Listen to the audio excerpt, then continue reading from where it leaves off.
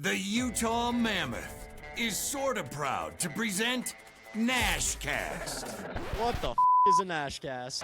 Nashcast, the only hockey show on the planet. Hosted by a human speed bag, fourth line wannabe, healthy scratch, schnozzy moto, Tyson Nash. Who the hell is Tyson Nash? Never heard of him. And the baritone with a brain, the velvet hammer, Mr. Silky, Tono Suave, the radio voice of your Utah Mammoth, Go Blue! Mike Folta. Oh, Captain, my Captain! Nashcast begins now. Ready for takeoff. Here's Tyler Ganoush and Mickey Foghorn. Wait, what? Oh, here's Tyson Nash and Mike Folta. Feeling good, folks. My goodness, I mean, looking good. Look at you. You look fresh. Your bucket is parked right to the left of your head again. I love seeing the helmet. You're ready to go to work. What is going on? I'm dying. I'm still in Arizona. I'm working on the beef jerky suit. The tan, the lettuce is going to get tossed next week. We got to get TV and radio ready, buddy. But what is going on in Utah? I'm dying to get there. Oh, we're rolling in camp. Got boots on the ground every day, practices, going through the motions there. We're already starting to ask the guys like the same questions every time. It's kind of getting towards they love that part in camp. Yeah. We're asking Bear like the same three things every day. He loves it. But no, it's super exciting. We're getting there, baby. We're getting there. Just a couple of preseason games left before we get to the regular season here on October 9th in Colorado. It's kind of hard to imagine, but that date is right around the corner. And yeah, it's funny. This used to be strapped, and then the last episode, I think you had me put it on, right? And so it's I just leave it undone in case I need to throw it on. Well, that's the work helmet. I mean, tell me what's going on. The Delta Center, is it done? Is it almost done? I know there's a game on home ice. It is going to be a party. We know that. What a celebration for all the work that Ryan and Ashley Smith put into that building. People around the clock trying to get that rink ready for game one, and it's right around the corner. But tell me what's going on at the Delta Center.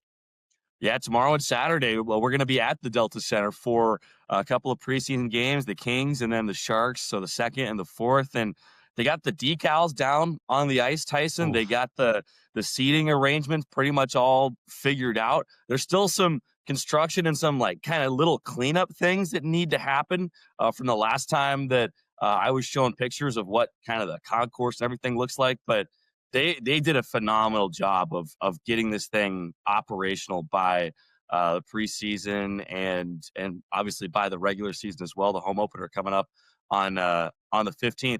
Tyson, have you ever had to I'm sure the answer is no, but have you ever had to put the stickers up on the walls or to lay the stickers down in the ice? Because I had to do that as a front office member. Yeah. No way. No, I think they saw my hands right when I played. So they keep me as far away because you have to have Edward Scissorhands, right? You have to have the soft middies. And I clearly do not have that. Art is not one of my strong points. I like to think I can be a little bit artistic at times, but no oil painting here, folks. But it's looking good. You know what I can't wait for?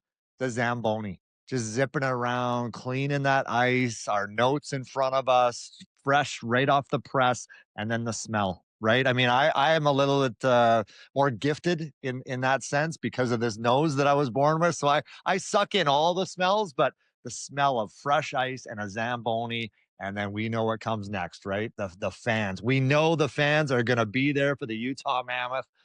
In waves, some of the best fans in the entire National Hockey League. I've been around a long time, folks, so I can attest to exactly that.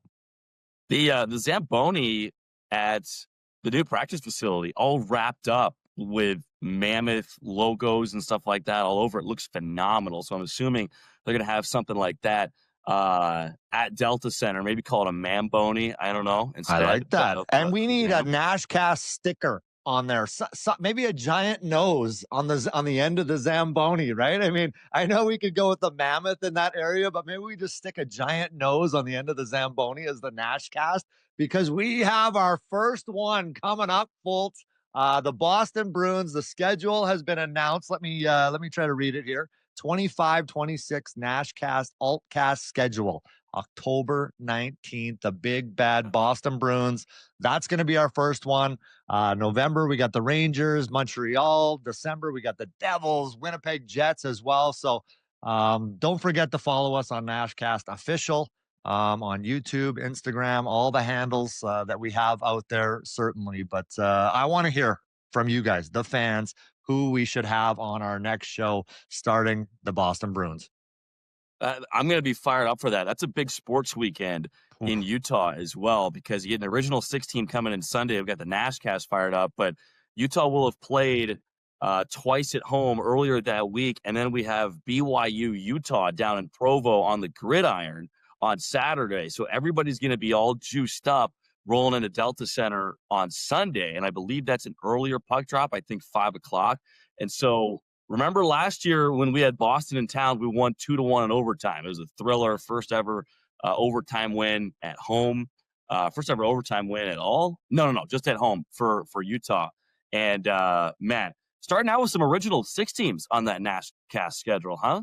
You picked the good ones. Why wouldn't you? I'm old as dirt, Folta. So that's how this seems to work. That's when I played back then, when they came into the National Hockey League, when we were televising in black and white. So I cannot wait. I cannot wait for the Nashcast. I can't wait to hear and work with you on the radio at times this season.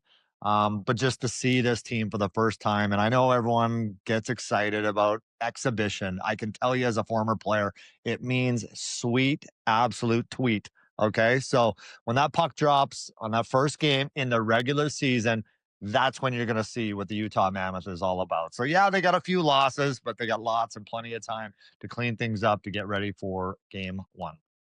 So Nashcast, first Nashcast Altcast game coming up on October 19th against Boston. First home game for Utah on the 15th against Colorado. Nasher, let's get to some news from around the league, because now we're kind of getting to that point where we have some actual hockey stuff to talk about here. And a really cool thing in Pittsburgh, this past Saturday, we saw Marc-Andre Fleury get sent off into the sunset alongside his buddies, Crosby, Malkin, Letang, Brian Rust. He comes in for the third period of a preseason game, and crazy, Nasher, like it feels like we've said goodbye to Fleury like 5 times. But this one is for real. He's entering retirement. What a career. Yeah, I don't want to see him go. And I think that's why it feels like that, because I think every fan in the world just wants to see this guy continue to play. Hall of Famer. This guy has literally done it all, and he does it with a smile on his face. That's the beautiful thing about the Flower, right? He's never had a bad day in the National Hockey League. And you wish more guys like that could just be infectious in those locker rooms around the NHL, because that's who you learn from. Think of all the players that he's played with over his career, and how many guys just look over and go, look at how this guy carries himself on the ice, off the ice. He's a competitor. He's a winner. He's a champion. But he's also got all the time in the world for his fans, which is what it's all about, right? And we certainly lost a good one, but the Pittsburgh Penguins, they sent him out in style, as he's deserved. 3 Stanley Cups over 13 seasons with the Pittsburgh Penguins. Also known as a prankster, Nasher. He had the 29 decal on Sidney Crosby's car out in the parking lot. What were some of the pranks maybe you heard about from Fleury, or at least that you saw within your own teams? Oh man, there's so many, but that's what you miss, right? Is those guys, because it can get tense. It gets very intense. The ups and downs, the highs and lows of a National Hockey League season. You need guys like that come in the locker room, can loosen things up when you're on a losing skid, and he pulls a prank, right? And he pulls it on Sidney Crosby of all people, right? And that's why this guy is legendary. But there's so many. I don't even know where to begin. I know the one, Todd Simpson. It was about this time in the season. He was with the Coyotes at the time with us, and he got called off the ice in the middle of pregame skate. We had an exhibition game that night. He ends up getting picked up by the Anaheim Ducks on a waiver pickup. Well, he goes in every one of our lockers and pockets, and he pulls out all our keys, every single key on every single guy's keychain. And back then, I know they're a little different now because you just got one key fob, right? But you had your house keys, you had your mail key, you had your garage key, you had your dog crate key, whatever it was, and the keys all looked the same, right? He puts them all, every one of those keys, into a Ziploc bag and leaves it on the carpet on the logo of the Coyote, and leaves and heads off to Anaheim. We spent literally the next 2 months trying to figure out what key was to what. Every guy would go, okay, I'll take this one home today. And, like put it in the door. He's like, oh, no, that's not it. So it was a classic prank. So he did that and just left town? Left. Didn't say goodbye. Didn't like nothing. It was just flew off into the sunset. But that was Todd Simpson, right? He was just another one of those guys that you need more of those guys because it is so funny. You need a laugh.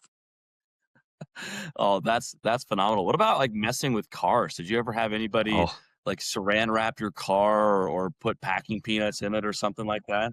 There was a guy, Chris Colanos, I'll never forget. And this guy, oh man, he rubbed me the wrong way. I think I fought him twice in one practice one time. And he was just like he was a very swaggy guy, right? He was, I don't want to say, no, he was cocky, like completely cocky. Anyway, end of practice. Well, during practice, we're all out there skating and we've had enough of this guy. So we're like, so we hired the windshield guy and he comes to our parking lot and he takes out Chris Colanos's windshield of his car, right? So we're in Arizona. Wait, this is like the Safe Light Repair, Safe Light Replace guy? Like Oh yeah. Oh yeah. So literally we're all standing there watching, laughing our asses off as Colanos just peels out of the parking lot. And it literally, he gets on the highway and he couldn't figure out what is going on. He's like, what's going on? Like, what's different? Because you're looking out and you never really, why would you expect your windshield to be gone? But you're feeling all this hot air, right? Flying in the window, and he was, oh my god, he was pulled over on the side of the 101. Oh, it was hilarious, dude. How do you not notice your windshield gone? Like, he must keep that thing spotless.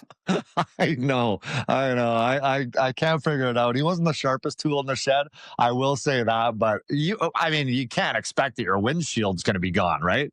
So anyway, it was classic. Classic. I'm gonna like put my alarm on my truck here just in case Nash ever gets fed up with me and rips the windshield off Big Reg in the parking lot. God. Oh, I love it. I love it. So that's great. Other news around the league, Nash, we were talking about Mason McTavish and not having signed with Anaheim. He gets a 6-year, $42 million contract, around $7 a year. 22 years old, Tyson, 22 goals this last year. Not quite a point per game guy, but does a lot of other things besides just score the puck. And plays a center, a premium position as well. You feel like that sets the market or at least gives a comparable or a baseline for a guy like Logan Cooley to sign his extension? He's eligible for one. Yeah, first of all, it's a head scratcher to me that, he settled on what he settled at, but he missed significant time in training camp. That hurts.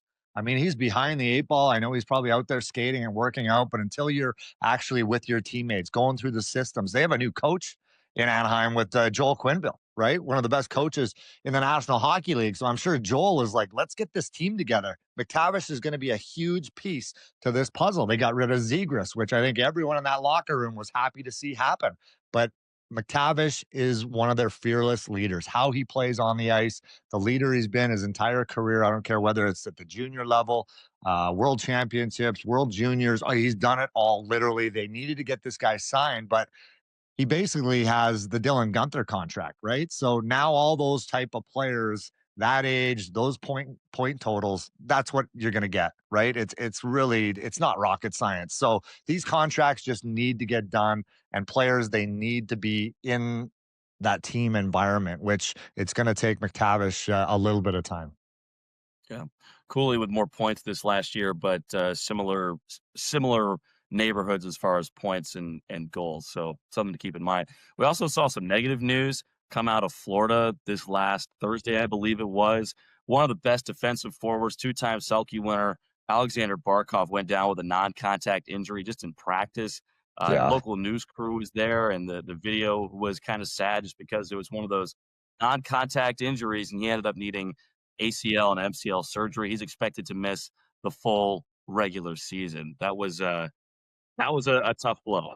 Yeah, that's a blow. And obviously, Paul Maurice, he's always got something classic to say. He didn't disappoint. He goes, yeah, next man up, all right, unless it's that guy, right? Unless it's Barkov. No one fills those skates, that role, what he means to that city, what he means to that team, and the role that those guys are on. So you hope he recovers in a timely manner. And if I think all goes well, I've had that injury before. It's awful. It's one of the worst rehabs you can do, but he will be back and ready for playoff time, I would suspect. So again, huge loss, not only for the Florida Panthers, but for the National Hockey League as well, because he is a ton of fun to watch. And he won't be able to play on Team Finland in the Olympics come February as well. So that's a big loss on the international scene. But Tyson, do you just have to stay off it when you're rehabbing it? No, I mean, it's that nowadays things have changed so much, right? I mean, the scars back in the day for us were like your whole leg was cut up. Now it's like a little incision. They go in there, repair it. But the biggest thing for an ACL repair, the MCL, that'll just heal on its own. That's not a huge deal, but it's the ACL. It's the graft that has to set in and take place, right? A month into the surgery or after the surgery, you're feeling good. You're like, I can do that. I guess I can. I'm going to make a comeback. I'm going to be a hero. Well, no, things need to take place, and it's just a matter of time for that graft to set in, and then you got to strengthen everything around it. But he's a big boy, and when you have quads like that, the quadzillas I like to call it, you come back a little faster than the average man. So I don't know what to tell you. It's sad news for the NHL, but I think the good news for us, the Nashcast Folts, is we had Tanev on the show. This is a guy that I was so excited to get. I know you felt the same. I think everyone in Utah, when you do a deep dive into what this guy has done in his career, his story, unsung hero, quitting hockey at a certain age, then having a growth spurt and getting back into the National Hockey League after winning a championship for D1, I believe in Providence. It's just an incredible feel-good story, right? And this guy is going to epitomize what the Mammoth is all about, how he plays, like reckless abandon, total disrespect for his body. I mean, this guy is exactly what the Mammoth needs. So I know you're excited about him, but we had him on the show. Yeah, he's fantastic. I tell you what, Tyson, being around camp, being around these preseason games, being around practice, he pops out there too. He's going to be huge on Utah's penalty kill.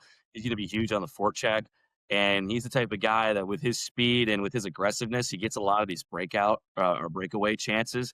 And I can't wait for that first breakaway goal call for Brandon Tanev getting to say, it's turbo time, baby. And we had him. So with that, folks, it's turbo time. Enjoy, everybody. Well, welcome to the show. We got an absolute beauty for you today. And Bill Armstrong with all the moves, folks, that he made in the offseason. One of the most excited ones for me was this guy, Brandon Tanev. How about 552 games in the National Hockey League? They wanted to get tougher. They wanted to get meaner. They want to get nastier. So they go out and get him, sign him to a 3-year deal. This guy plays with total reckless abandon, complete disrespect for your body. But Brandon, welcome to the show, buddy. We are so happy to have you. So welcome. Turbo. Thanks, Nasher. I appreciate it. I'm excited to be on it and to be here in Utah. Well, how did it all happen? I got to ask you. And then, second of all, this is my partner, Mike Folta. This guy carries me. This guy has the best pipes in the league. He does the radio for the Utah Mammoth. But can you talk to us about how this all played out? I think it was early. It might have even been July 1st. They were knocking on the door, and there was a big fat Brinks truck outside your house, I think.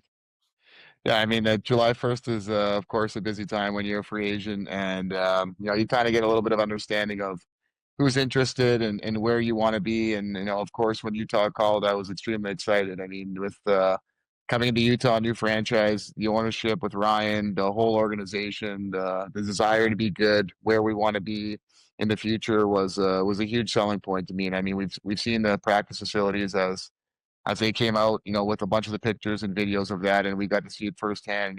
When we were here last week in Utah, I mean, it's unbelievable. We couldn't ask for a better home, to be working at it a daily basis, and all those things definitely add up. There's so many great young players a part of this team, guys that have played a lot of games in the National Hockey League at their ages, and the coaching staff, the whole organization. It was one of those things where it felt like the right fit, and I was extremely excited to join the group here. Turbo, we're recording this during training camp, and one guy I saw you kind of having a bunch of interactions with and having fun with on the ice was Sean Dursey, a guy that you skate with in the summertime. What's it like getting back together with him and now in a team setting? Yeah, Durs is awesome. I've been able to train with him for the last couple of years in Toronto, and to get to see him work and how hard he works in the gym and on the ice is truly incredible. But for me, he's such a better person, a great friend of mine, and he was one of the first people to reach out and text me congratulations. And the next day we had a big hug at the gym. So it was definitely all smiles and great to be with him, a part of this group. So what is the process? I mean, when you're going through it, I never had to go through that process. I was like a August, September guy when free agency rolled around.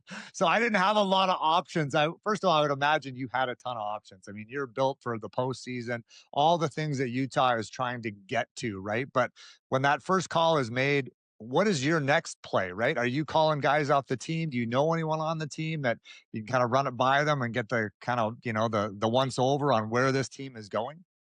Yeah, I think when there was a little bit of initial interest, with Utah and calling, I think I spoke to Sean at the gym and asked him a few questions in regards to the group, the organization, the team. And for me, it was the right fit. When you lay your cards on the table and you're making a decision, things aren't easy, of course. There's a lot of things to take into consideration. But for me, it was an easy decision in that sense. I understood where the direction of the organization wanted to be, the passion and the desire to be good, especially with the new building, with the practice facility we got, our new settings here in Utah, the energy, the passion of the city and the fans that are behind this team here is truly incredible.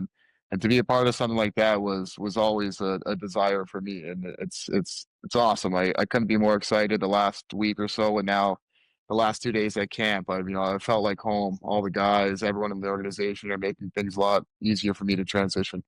Was it your agent that predicted that you were going to become a cult hero here in Utah? Is that who said that? Because we've seen with this fan base, like what can happen with guys like Liam O'Brien, Spicy Tuna. Guy didn't score a goal all year, but he's got T-shirts of him in the shop, right? And he's beloved by the fan base, and he's one of the highest selling jerseys. And you also play a physical style of hockey, a style of hockey that I think a lot of people in this state are going to come to love and identify. Have you put any thought to that cult hero or heroicism, I guess? That might be a little bit of a stretch. I won't give myself that kind of credit.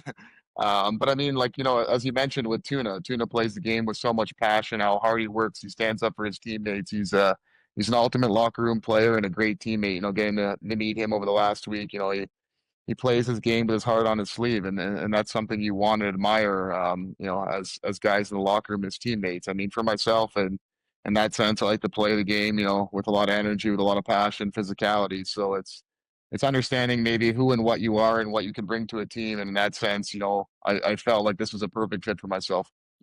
Well, I was always good in the locker room. Wayne Gretzky was my coach back in Arizona, and he said, "You're great in the locker room, but that's where we're going to keep you." That's where I became a healthy scratch. But you've already become a media darling. Obviously, your media picture is absolutely priceless. But how did this happen? When did you start doing it? And what's behind it?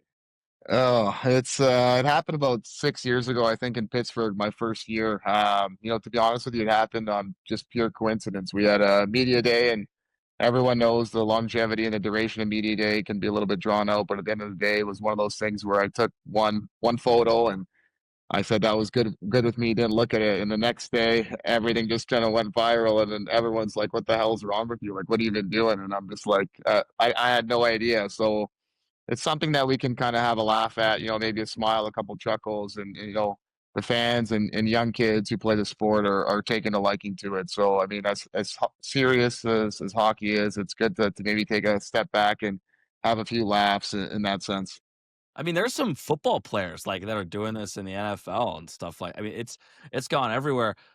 You say it started in Pittsburgh. Like there are a few headshots like back in your first Winnipeg stint where you're also kind of looking concerned or perplexed or something like that. I mean, I feel like it almost goes back even further than that. But that Pittsburgh one, like, did you see a ghost or something? Like what Uh, was the story?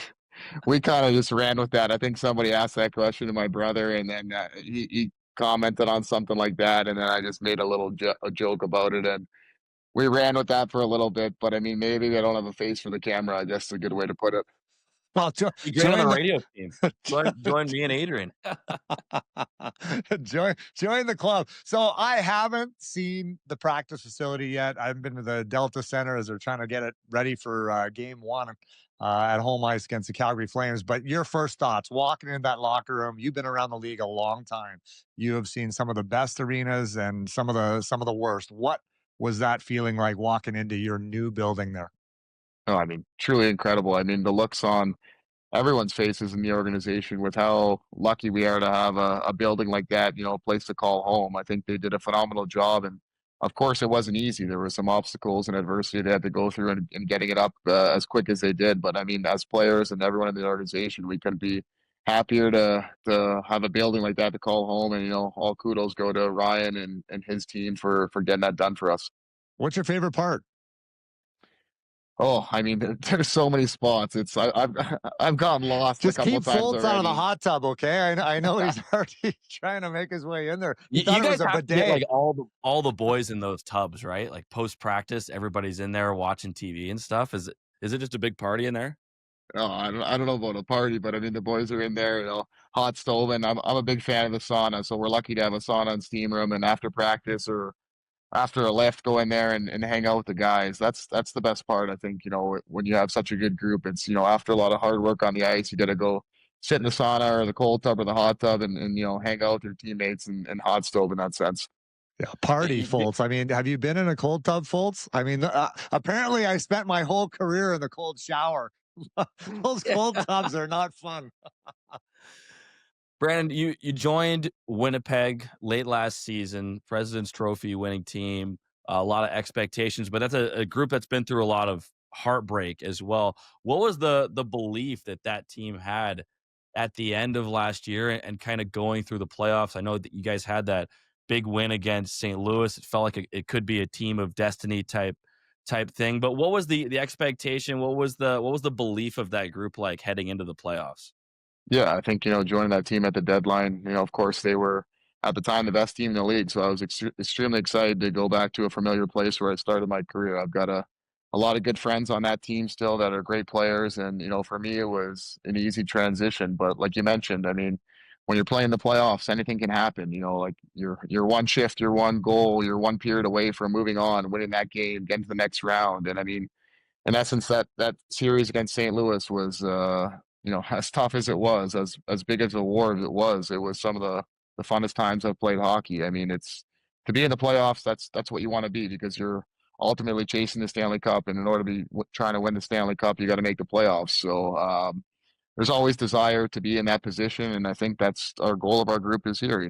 We're working hard in training camp. We've all had great summers and understanding the season we have ahead of ourselves here. And it all starts with, the first couple of days of camp to put ourselves in those positions later down the road to be playing for the Stanley Cup. That's why Bill Armstrong obviously went out and got a player like you. You've been around, you've been in the playoffs a ton. And as a player, that is what it's all about is battling for that Stanley Cup. But where do you see this team? I know you played against them last year. Where do you see this group? And has anyone kind of really surprised you? I know you're only a few days into training camp yet, but is there one guy that is like, man, I had no idea this guy was that good or that tough or whatever it may be? Yeah, I mean, there's so many good players on this teams, and everyone's got their own role in a part of the group. I mean, for me, it's some of the younger guys. I mean, the way they play the game, how competitive they are, their desire to be good. On the ice before and after practice. I mean, our leader, our captain, Kells. I mean, he's a great player. His ability to see the ice, make plays, in tight anywhere he is. I mean, it's truly fun to watch. Cools is another guy, young guy, first year in the league last year, did a lot of great things.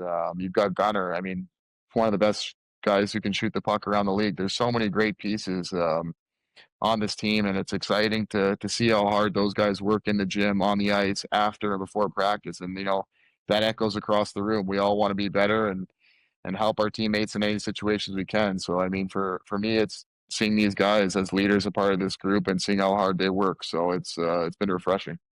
For you, were you like growing up? Were you a bit of a late bloomer? I mean, you didn't play like high major junior necessarily, and you come into college undrafted, and then obviously you make your way to the NHL. But like, what was your path like when you were younger? Yeah, I mean, everyone's got a different path to where it leads them to. I took some time off in my teens, stepping away from hockey. It wasn't easy. I mean, I love the sport, especially being Canadian and from Toronto. It's a sports hub in that terms of hockey. You never want to step away from the game that you love. Oh, sorry guys. Uh, so I was fortunate enough to get a tryout in out west and play for the Surrey Eagles in the BCHL. At the time, my brother was playing for the Canucks, so it was awesome for our parents to come out and see us both. But I was fortunate enough to go to a good college program. Have some great friends that we still talk to on a daily basis, and just go that route, get a good education, and kind of see where the wind takes you. Unfortunately, if I was able to sign with Winnipeg after my 4 years in college. So take us back, I guess. Like for me, I know I had teachers, I had coaches telling me, "Hey, you're too small, you're not good enough, you're not fast enough, not talented enough." Was that something that you went through, being cut at a young age? I think 15, you got cut from your minor hockey team. You go to play for Providence, Division 1. You end up scoring one of the biggest goals, I'm sure, of your career in the finals to win the championship. But did you always kind of play with that chip on your shoulder? Yeah, I think when you're a little bit undersized, you have to have a little bit more competitive juice in you. It's you're playing against guys that are maybe a foot taller than you, but at the end of the day, you're heading to the corner trying to get the same puck and come out that puck. Our dad always taught us, you got to work harder than the next guy and want it a little bit more. So we were fortunate enough to be able to learn and earn that competitiveness at a young age. I mean, but at the end of the day, maybe it's about how hard you work or how hard you want it. And fortunately, in my career and my journey to throughout hockey, it's one of those things where it's a dog on the bone mentality, and you always want to play with as much energy and passion as you can. What about Chris growing up? Was he the same player then as he is now? Like, did you see what he would become when you guys were younger?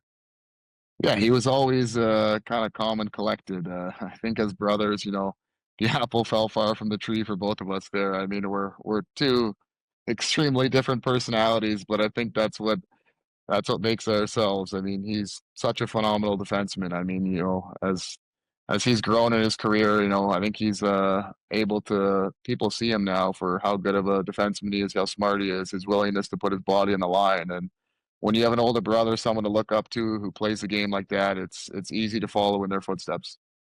It's hard just to make the NHL, let alone have two brothers that make it. But do you guys talk often throughout a season? Are you guys breaking teams down, or are you just kind of busting balls like brothers do? Yeah, I'd say we kind of bust balls like brothers do. I mean, I like to leave my work at the rink. We always like to catch up and see how he's doing, how his body's doing, checking in on the family and that stuff. And for him being at home, it's a great opportunity for me to check in with our parents, and my little brother's still there. But I think for me, it's just, catching up, seeing how he's doing, whether he takes a puck in a bad spot or a weird hit. It's just, checking in on your older brother and see how the body's doing and how he's doing throughout the season. Who's got more real teeth left? I know you guys both block a ton of shots, and every time I see Chris on TV, it looks like he's missing at least 2 or 3 up front. Yeah, I've got a couple fake ones, but I mean, his smile is something maybe we've never seen before. It's not the prettiest, but he definitely has not a whole lot of teeth left in that mouth. So little dental work after he's done in his career.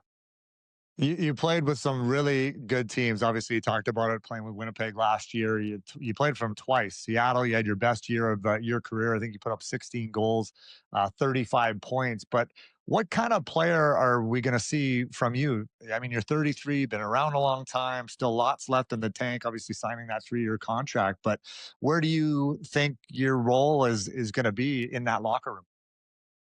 Yeah, I want to be a full 200-foot player. My identity is, bringing passion, playing with energy, physicality, doing the little things.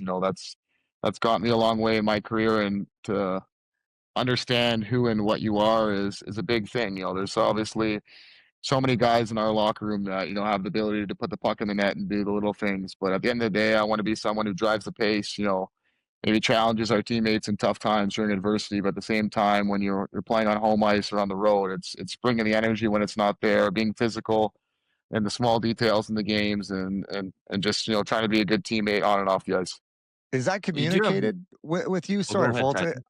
Is that communicated with you when you're signing a contract? I mean, do you even have a conversation with Coach Andre Tourney and maybe what your role might be, or is that just a kind of a known thing? Like, this is what I bring, and I hope you're okay with it. Yeah, I think there's a little bit of understanding of that after speaking to Bill and Bear about that. But I think as you get older and the longer you played, you know who and what you are, and your game shouldn't change. Whether you're playing for this team or you're coming to Utah and a new team. At the end of the day, your identity and your role is something you work hard at, and you're really passionate, and you want to continue to be the best you can at that. And it's any situation the team wants to put me in. I'm looking forward to being that player and just to work my nuts off, so to speak. Continue to bring the competitive juices, dog on the bone mentality, physicality, energy, and anything and whatever the team wants to throw at me. That's what I'm willing to do for this group.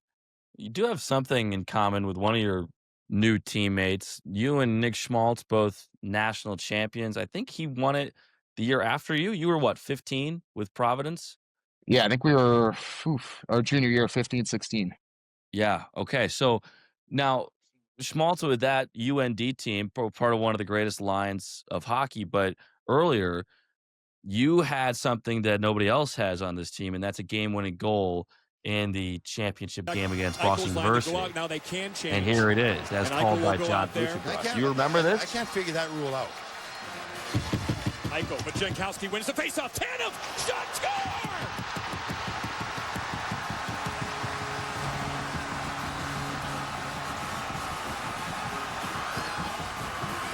Is that the number one goal of your career? Yeah, I think it's one of those moments you'll never forget. I mean, obviously we're a pretty small school at Providence, and to be playing BU in a local setting, we weren't too far out of Boston. That's a pretty cool moment for everyone a part of that team, and to be able to be a part of that, that winning mentality, that winning culture, the national championship. I think when you go to college hockey, your desire is to win the national championship, and then you move on to the NHL. Your desire is to win the Stanley Cup. So you try to learn from those moments and bring that to your next part of your journey. We're Canadians. We were pretty much born with skates on our feet, Foltz. But for you, Brandon, we're trying to start a big initiative here in Utah. Obviously, Ryan Smith and Ashley are trying to build rinks on literally almost every street corner in the state. But for you, what do you tell people? Why should they get involved in hockey like you did, like I did, and why should they come to a game? I think, for me, hockey's a live sport. I think when you get to come in and watch the pace, the speed, the physicality in person, I think it's one of the best sports you can watch. I mean, obviously, like you mentioned, being Canadian, having rinks in our backyards, whereas on the lake or down the street in the corner. I mean, hockey is such an amazing sport because the people we have within it. And it's great to see Ryan and Ashley and what they're doing in the community in Utah here. I think, coming here to play here last year, seeing the energy, the passion, and the people and the fans in Utah and what it means to them. That's an exciting part of our journey and with the Utah Mammoth here. I think the camaraderie, the people within hockey, and how amazing those people are wherever you are. That's what makes and gravitates people to our sport. It's an amazing sport, and we're fortunate enough to be playing it and doing what we love. So I think that is always a good thing. Coming to the rink with a smile on your face, whether it's a good day or bad day, we're still doing something we love. So we need to cherish that because you never know how long it's going to last for. Brandon, just a couple more for you, but wanted to ask you, as an original member of the Seattle Kraken picked up in that expansion draft, are there any things similar or different that you notice between a new team like Seattle and then obviously the next newest team, Utah, coming in and still kind of, trying to build that hockey community in a new space that didn't previously have an NHL footprint? Yeah, I think last year definitely was huge, for Utah. I mean, such a great season for the guys. Obviously it's the same group of guys or most of the same guys that had, transitioned over from Arizona. So that's a huge part of it, having that camaraderie, that group and knowing everyone makes it that much easier to transition to somewhere new. But I think the passion, the culture and what we want to bring to the state of Utah is extremely exciting. Like I mentioned, hockey is something that we all love to do. So we can't take that for granted. So we have to be out there pushing the pace, giving it our all every day because we have these amazing fans that are coming to the rink at the Delta Center and cheering us on. So we want to be out there and doing our best for them. We talked about that goal that you scored with Providence, but after that goal, obviously you got called up to the Winnipeg Jets. The first time, as a Canadian kid, just down the road in Toronto, growing up, but putting that jersey on for the first time. What did that mean to you? And I know I think you played on a line with Lowry, who I just love as well. Now the captain of the Jets, just maybe what he has meant to you and in your career together. I know you guys played a lot together. I'm glad you're on our side now because I couldn't stand even when I was broadcasting against you. I'm like, can someone freaking slow this guy down? He's all over the ice. Yeah, it's when you get to play your first NHL game, it's something special. It's a moment you want to take a step back and really cherish it. I mean, it's something that we have a privilege to do, and I was fortunate enough to be a part of a Canadian organization. Being Canadian, where hockey is everything, hockey is the passion. And I was able to play with some amazing teammates. Lau's a great friend of mine, great player, even better person. So I was fortunate enough to have guys to play with over my career in Winnipeg that helped me along, made things easy for me. For me coming here, Jack McBain, another great player, reminds me a lot of Adam Lowry, how they treat the game, how they play the game, how they're great teammates and such. So it's amazing to see. Bear always calls Jack McBain grumpy. Is that how you describe Adam Lowry as well? I don't know if On Bain the is ice, on the ice. I mean, yeah, he plays with his heart on his sleeve. He plays hard. So it's one of those things where you love to see that. You like to have guys in your team like that, and Boehner's that way exactly. Well, that's it for me. Foltz, I don't know if you got anything else, but that was outstanding. I know you're right in the heart of training camp. I don't miss it. I'm just glad for you guys. There's no fitness testing anymore, but I know how the grind of training camp can be. I cannot wait to watch you on game one. Well, I really appreciate you guys having me out, and it was a pleasure chatting with you. And can't be more excited to be a part of this group here in Utah. So, cheers, guys. Thanks, Turbo. Appreciate it. Thank you, guys. Much appreciated. Well, if you didn't enjoy that, I don't know. That is as entertaining, Foltz, as it gets. I mean, this guy is everything and more. That classic picture, what's that? The profile picture for the Utah Mammoth magazine. The eyes wide open, an absolute classic. This guy is legendary. I cannot wait to see him running around that rink, banging into bodies, blocking shots. This guy is an absolute warrior. Yeah, and I think it was his agent who said, and we talked about this in the interview, his agent said he's going to become a cult hero in Utah. So thanks for Brandon Tanev for jumping on. And Nash, more exciting stuff coming just out of the league circle. But we're going to have a new season on Amazon Prime of the NHL show Face Off. It's all behind the scenes stuff. Like you're getting inside the locker room with McDavid when they're losing in the Stanley Cup finals. You're seeing all this stuff go on just behind the scenes. And could you imagine having cameras around like that when you were playing in some of these intense moments? Well, I'd certainly have to put my pants on a lot more often. That's for certain. These cameras, I love the access. And finally, right? It used to be so taboo. You couldn't even look at a goalie, let alone talk to a goalie on game day. And now the players that are all mic'd up and we're getting an inside look. I mean, I played, so I know what it's like in those locker rooms.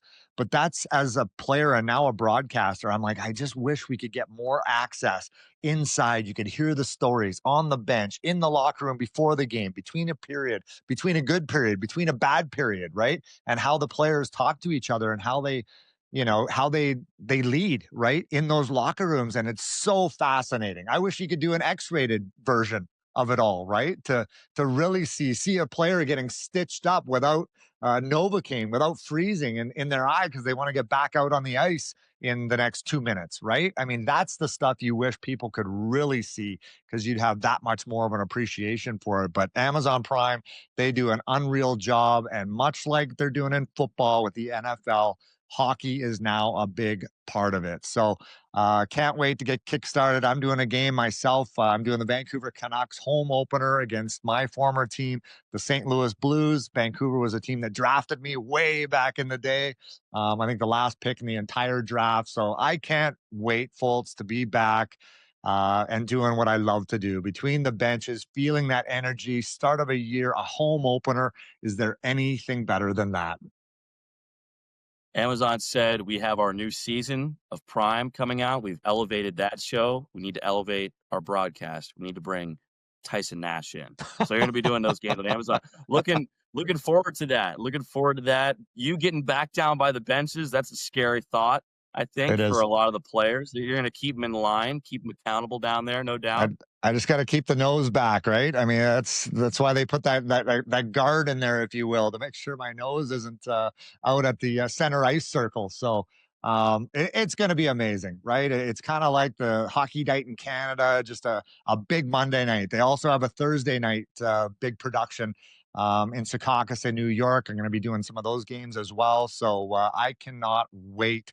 The NHL, Foltz, as you know, more than anybody, has never been in a better position for success, for the players, for the fans. I mean, we are getting it all right here at our fingertips, starting with the Nashcast, right? It's just another way to take in the greatest game in the world. Yeah, so 2 home games coming up here in the preseason. Again, that's tomorrow at Delta Center, then Saturday at Delta Center, and then Tyson, we're off and running in the regular season. We'll head to Colorado next Tuesday to get ready for the game, and then we play Wednesday at Ball Arena. I almost forgot the name. At Ball Arena, downtown Denver, and it'll be a great tilt against Gabe Landeskog, Nathan McKinnon, Cale Makar, the Avalanche. So we'll be off and running. Home opener is October 15th. First Nashcast Altcast October 19th. So a lot of hockey, a lot of NHL action coming your way. Thanks, everybody, for another awesome episode of the Nashcast. We'll see you next week.